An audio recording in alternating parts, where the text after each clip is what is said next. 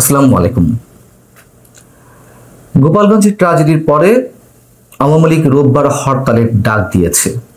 এই হরতাল কতটুকু সফল হবে না হবে সেটা নিয়ে তো প্রশ্ন রয়েছেই, প্রশ্ন থাকতেই পারে।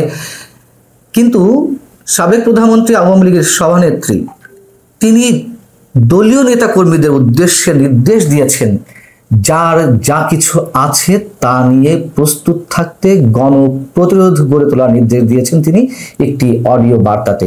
টাইমস অফ ইন্ডিয়া এটি বলছে, এবং টাইমস অফ ইন্ডিয়া আওয়ামী লীগের সাধারণ সম্পাদক ওবায়দুল কাদেরের একটি ইন্টারভিউ করেছে।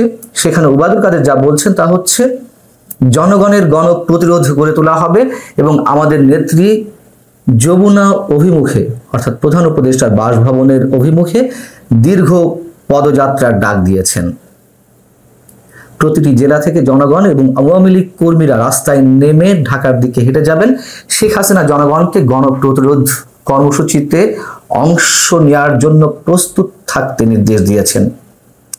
রোববারের হরতালের কথা আমরা জানি, ঘোষণা দিয়েছে আওয়ামী লীগের ফেসবুকে দেওয়া আছে বা বিভিন্ন গণমাধ্যম নিউজ করেছে। কিন্তু কথা হচ্ছে যে এই যে গণপ্রতিরোধ গড়ে তোলা, যার যা কিছু আছে তাই নিয়ে পদযাত্রায় অংশ নেওয়া, এটি কবে?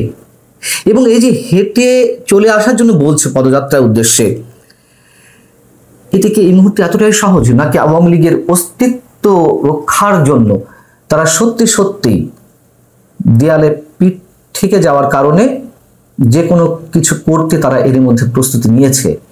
আমরা জানি না। এতটাই সহজ যতটা তা বলছে, যতটা সহজ করে, আর যদি তাই হয় তাহলে আসলে কি হতে যাচ্ছে? অনেকে বলছেন যে গোপালগঞ্জের ঘটনার পর আওয়ামী লীগ খুব শিগগিরই চারদিকে নেমে পড়বে। এটি রাজনীতিবিদদের অনেকে বলছেন। তারা এও বলছেন যে গোপালগঞ্জ যাওয়াটা এনসিপির জন্য এই মুহূর্তে ভুল ছিল। যে ঘটনাটি ঘটেছে, যে 5 জন মানুষ নিহত হয়েছেন, আমরা অফিসিয়ালি জানি 4 জন, আওয়ামী লীগের দাবি 7 জন, আর পরবর্তীতে 1 জন মারা গেছেন চিকিৎসাধীন অবস্থায়, আহত গুলিবিদ্ধ অবস্থায় যিনি চিকিৎসাধীন ছিলেন ঢাকা মেডিকেল কলেজ হসপিটালে, তার মৃত্যু হয়েছে। অর্থাৎ টোটালি 5 জন, যেটুকু আমরা খুব নিশ্চয়তার সঙ্গে বলতে পারি 5 জন নিহত হয়েছেন। এবং এই যে ঘটনাটি ঘটল গোপালগঞ্জে, তার জন্য সরকারের দায়িত্বহীন আচরণকেই রাজনীতিবিদদের অনেকেই দায়ী করছেন। এতে করে আওয়ামী লীগ লাভবান হয়েছে এ কথাও বলা হচ্ছে। এদিকে নাহিদ ইসলাম, এনসিপির আহ্বায়ক, তিনি বলছেন সামনে আরেকটি লড়াই, তার জন্য তারা প্রস্তুতি নিচ্ছে। নাহিদ ইসলাম বলছেন যে আমরা আবারও গোপালগঞ্জ মার্চ করব, এবার কিন্তু আমরা ফিরে আসবো না, গোপালগঞ্জের সাধারণ মানুষকে চিরতরে মুজিববাদ থেকে মুক্ত করে ছাড়বো। মুজিববাদ, জিয়াবাদ এগুলো কখনো ছিল কিনা আমরা জানি না। যার যার দলীয় নেতা কর্মী তারা তাদের নেতার প্রতি আনুগত্যশীল, তাদের নেতার বয়ান, তাদের নেতাদের আদর্শ তারা বুকে ধারণ করুক আর না করুক, অন্তত স্লোগানটা দেয়। এখন এখানে মুজিববাদ, জিয়াবাদ কোত্থেকে আসলে হঠাৎ করে তারা যেই শব্দগুলো উচ্চারণ করছে গত ডিসেম্বর থেকে বা তার আগে থেকে, আমরা জানি না। নাহিদ ইসলামের বক্তব্য তো এই মুহূর্তে এটি। গত কয়েকদিন আগে একটি বেসরকারি টেলিভিশন চ্যানেলকে সরকারের অন্যতম উপদেষ্টা, ছাত্র প্রতিনিধি হিসেবে যিনি আছেন আসিফ মাহমুদ সজীব ভুঁইয়া, তিনি কি বলেছিলেন যে 5 আগস্ট যদি আওয়ামী সরকারের পতন না ঘটতো তাহলে তাদের সশস্ত্র বিপ্লবের পরিকল্পনা ছিল। অর্থাৎ হয়তো সেই সময়ের জন্য তারা খুব শীঘ্রই সশস্ত্র বিপ্লবে নেমে পড়তো। এখন সশস্ত্র বিপ্লবের জন্য নিশ্চয়ই অসংখ্য অস্ত্রের যোগান থাকার কথা, তাদের কাছে কি সেটি ছিল বা আছে আমরা জানি না। তবে অস্ত্র ছাড়া তো আর সশস্ত্র বিপ্লবের কথা কল্পনায় আনা যায় না, তাই না? তার মানে কি সত্যি সত্যি একটা যুদ্ধের দিকে এগোচ্ছি আমরা, ভয়ঙ্কর একটি গৃহযুদ্ধ?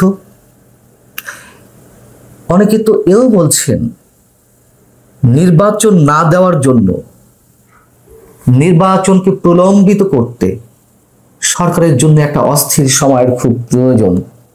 এই মুহূর্তে এমনিতেই অস্থির সময় রয়েছে, এটিকে আরো আরো তুমুল অস্থিরতার দিকে নিয়ে যাওয়া সরকারের জন্য খুব জরুরি, এমনটাই অনেকে বলছেন। খোদ আমাদের প্রধান উপদেষ্টা তো কথায় কথায় উচ্চারণ করছেন দেশের যুদ্ধাবস্থার কথা, যুদ্ধাবস্থার মধ্যে রয়েছে, অথবা যুদ্ধ অবস্থা তৈরি হচ্ছে, অথবা যুদ্ধ বেড়ে যাবে। আমরা এইসব জায়গা থেকে কি ইঙ্গিত পাচ্ছি?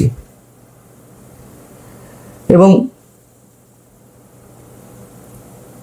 মৃত্যুর কথা যেটি বললাম, যে গোপালগঞ্জ যে ঘটনা, সেখানে তো অনেকে অনেক ধরনের কানাকানি ফিসফিসানি এগুলো করছেন যে কতজনের মৃত্যু ঘটেছে বা কতজন নিহত হয়েছেন।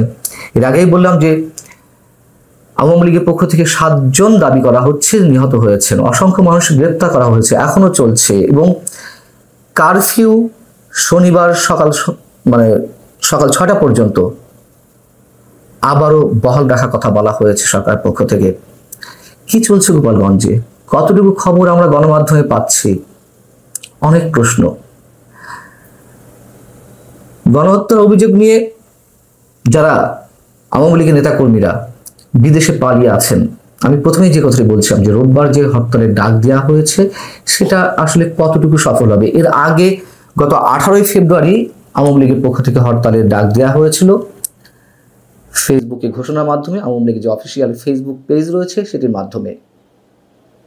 কিন্তু আমরা দেখলাম যে ফেসবুকে যে আহ্বান, সেটিতে আওয়ামী লীগের কোনো নেতাকর্মী তেমন একটা দেখা যায়, তেমন একটা বললেই বলা যেতেই পারে যে সেই হরতাল নিঃসন্দেহে কোনোভাবে সফল হয়নি, হওয়ার কথাও নয়। রাষ্ট্রযন্ত্র তাদের বিরুদ্ধে বা তাদের রাজনৈতিক কার্যক্রম নিষিদ্ধ ঘোষণা করা হয়েছে। কজন নেতাকর্মী রাজপথে নামবেন এই অবস্থায়? তবে শেখ হাসিনা যে নির্দেশটি দিয়েছেন সেটি একেবারে হালকাভাবে আমাদের নিশ্চয় নেওয়ার কোনো সুযোগ নেই। যার যা কিছু আছে তা নিয়ে প্রস্তুত থাকতে বলেছেন। আওয়ামী লীগ কি করবে সেটা নিশ্চয়ই তাদের রাজনৈতিক সিদ্ধান্তের বিষয়। সরকারের পক্ষ থেকে যা কিছু করা হচ্ছে শুধু আওয়ামী লীগের বিরুদ্ধে নয়, দেশের মধ্যে একটা নির্বাচন যে খুবই প্রয়োজন, একটা নির্বাচনের মাধ্যমে একটা গণতান্ত্রিক সরকার যে দেশের মধ্যে এবং দেশের বাইরে আন্তর্জাতিক নানান ষড়যন্ত্র চলছে সেগুলো মোকাবেলা করার জন্য একটা নির্বাচিত সরকারের বিকল্প নেই। কিন্তু অনেকের মতে এই সরকার বোবা, কালা, কানা হয়ে আছে, কারো কথা শুনছে না, কোনো কিছু দেখার চেষ্টা করছে না, কোনো কিছু স্পষ্ট করে বলছেও না। অর্থাৎ চারিদিক থেকে একটা মারাত্মক কিছু ঘটে যাওয়ার অশনি সংকেত। আওয়ামী লীগ কতটুকু সফল হবে কি না হবে সেটা আমরা জানি না, তবে এটুকু বলতে পারি সব কিছু মিলিয়ে সব দিকের প্রস্তুতি হিসেবে অবশ্যই সাধারণ মানুষ আতঙ্কিত। নানান ধরনের আশঙ্কা তাদের মনের মধ্যে এখন ঢুকে গেছে। ভালো থাকুন সবাই। আল্লাহ হাফেজ।